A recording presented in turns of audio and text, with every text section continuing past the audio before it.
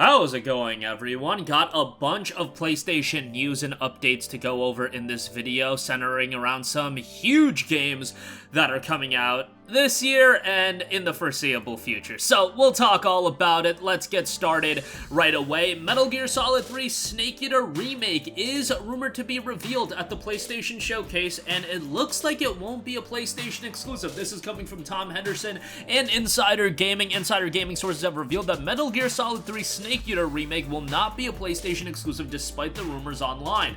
The MGS3 Snake Eater Remake is arguably one of Konami's worst kept secrets, with it being understood that the announcement will be made at the PlayStation Showcase as a teaser, not a full gameplay trailer. The PlayStation Showcase will start 1 p.m. Pacific time on May 24th, this coming Wednesday. Insider Gaming sources have revealed that Metal Gear Solid 3 Snake Eater Remake will release for the PlayStation 5, Xbox Series X and S, and Steam. It is currently unclear if the PlayStation version has some form of exclusivity rights with marketing or potential DLC. I would have to think that that is the case, but we'll see if that does turn out. Now, Metal Gear Solid 3 is an iconic game originally released on the PlayStation 2. It's a fantastic game, obviously. Kind of hard to play it these days. If you have an Xbox, I believe the Metal Gear Solid HD collection is backwards compatible, so that is an option. But MGS3, tremendous game. At this point, you go back and play the game. Yeah, it does show its age, but it's still, you know, a fantastic game and narratively incredibly compelling. And if they don't have the Snake Eater song in the game, well, that's just you fumbling the bag completely. Like, come on, we gotta get that song. And it looks like we probably will have that song. I think everybody that would even greenlight the idea of a Snake Eater remake, you gotta get that song in that game. Maybe like a revamped version of it, but I digress. Honestly, I think it's best that this game isn't an exclusive. Look, I get that people, like, I don't know, they just get so excited over, oh, X game is a PlayStation exclusive, Y game's a PlayStation exclusive. Who cares? Like, just let the great games come out, and it's one thing if it's the first-party in-house studios that are developing exclusives, fine, whatever. You own an Insomniac, you own a Naughty Dog, they're doing exclusives to you, more power to you. But when it's just these exclusivity deals, like, that stuff's just so freaking lame, in my opinion, where it's like, oh, you don't get to play the game for 1 year. Like, get out of here with that. Like, the 1 year timed exclusivity, or like the Hogwarts Legacy thing, where like content is exclusive. Like, there's a quest line that's exclusive to PlayStation 5. That stuff's so freaking lame to me. I just, you know, in my ideal world, I would just like every game to be on every platform, but what I want more than anything is just like the timed exclusivity deals, content exclusivity deals, those to be done away with. You want to buy a studio, I guess go for it. You want to develop your own in-house studios that they're going to cultivate the creation of some incredible exclusives, fine, and Sony has done a pretty good job with that. But the Final Fantasy 16 deal, the Forspoken deal, you know, Microsoft's done it in the past as well, of course, and now they're just in the outright let's buy the studio mode. But you know, it's just my opinion. I just think like with the 1 year timed exclusivity, I just think that stuff is so lame. You know, that's just my opinion. I get it. People get off on the idea of like, oh, bro, my console's got more exclusives than your console this year, man. It's so cool, dude. But like, who really cares, bro? Like, at the end of the day, I just want the good games to come out, and the exclusivity really doesn't matter all too much to me these days. Moving on from that, speaking of exclusives, Final Fantasy 16 will in fact be an exclusive, at least on launch day of June 22nd. A bunch of previews just went live today, and it looks like there will be a demo that'll last a couple of hours prior to launch, as noted on Push Square. While there's no date attached to the demo yet, it's possible that the game would be announced during this week's PlayStation Showcase, and the demo is going to be a couple of hours and focus on Clive during his youth. Clive, of course, the main character.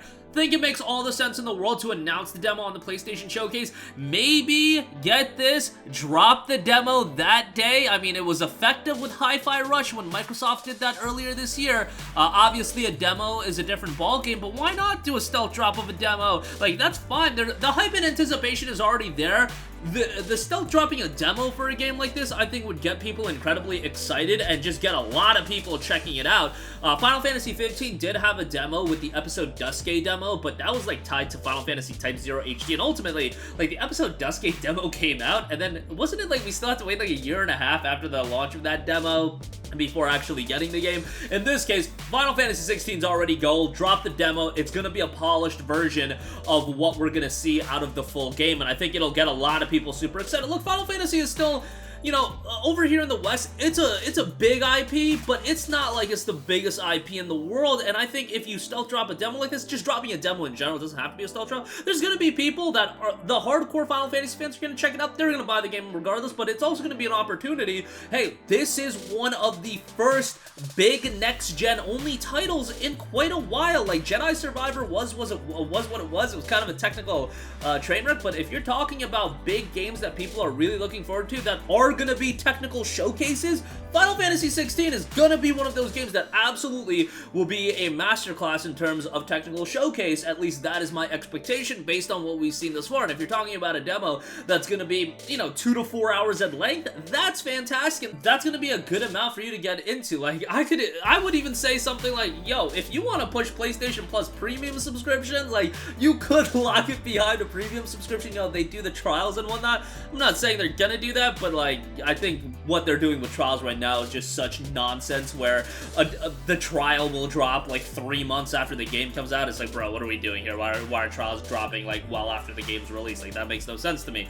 The demo's probably just gonna be available to everybody right out the gate, and I think that's probably the most effective way to do it, especially because you want as much excitement surrounding this game as possible. And there's already a ton of excitement surrounding this game. Don't get it twisted. For me, it's my most anticipated game of June, and I know that doesn't say a lot, but you're talking about a month with Diablo 4, Street Fighter 6, FF16 is my top. And honestly, FF16 is probably my most anticipated game of this year so far. This year has just been stacked with big releases. Hogwarts Legacy, Dead Space Remake, RE4 Remake, Jedi Survivor, etc., etc. Final Fantasy 16 just continuing that wave of exciting releases.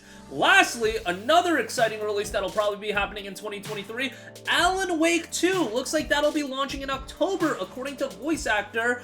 There was a interview in the latest episode of Monsters Madness and Magic podcast.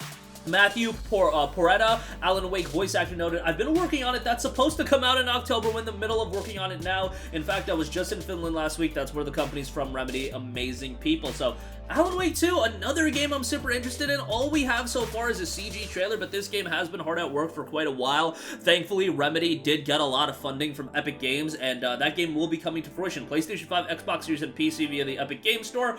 I loved Alan Wake when it initially came out in 2010. I remember playing it right around the time it came out, not like on launch day, but like shortly thereafter, and I had a great time with it on 360. Obviously, the shortcoming to that game was, you know, it was in an era where multiplayer games and getting longevity out of your games was of utmost importance, I feel, and Alan Wake being a $60 game, 8 hours at length, 8 to 10 hours, like, that was just not gonna fly when people were playing like Battlefield Bad Company 2 and getting so much value out of their dollar that I feel like Alan Wake was just a game that went to the wayside, but I feel like it's also had this cult following over the last decade or so after the PC port, the remastered release. It's on the Nintendo Switch now, and Alan Wake 2, I think, is going to do fairly well. We'll see how it turns out. October, that period is going to be heavy with a lot of big game releases, September, October, November, but let's hope Alan Wake 2 is a title that does fairly well. But that is going to do it for me. Again, the Metal Gear Solid 3 Remake, expect that to be revealed at the PlayStation Showcase with no exclusivity. Final Fantasy 16 will get a PS5 demo that'll be a couple hours at length. Hopefully that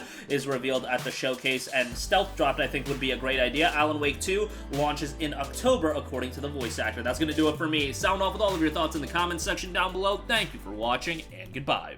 Hey guys, we hope you enjoyed the video, and if you did, make sure to hit the subscribe button, and if you're already subscribed, do us a favor and hit the bell icon. This way you'll be notified whenever we post a new video. That's the best way to keep up with all of our uploads, and we usually try to upload 2 videos a day. And with the bell icon hit, you'll be notified whenever we do upload a video. As always, thanks for watching.